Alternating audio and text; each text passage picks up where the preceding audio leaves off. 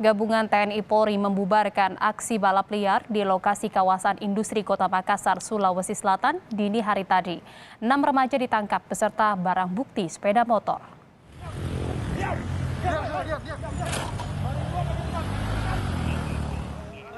Puluhan remaja yang menggelar balapan liar ini kocar-kacir saat dibubarkan oleh aparat gabungan TNI Polri di lokasi kawasan industri Kota Makassar, Sulawesi Selatan.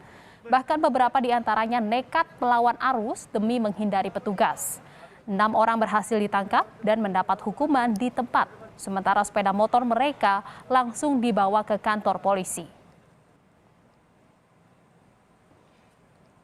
Rombongan yang sudah dibubarkan melakukan balap liar, kemudian melakukan juga lari liar, yang mana diamankan sebanyak 6 kendaraan bermotor dan sebanyak 6 juga orang yang diduga sebagai pelaku daripada balap.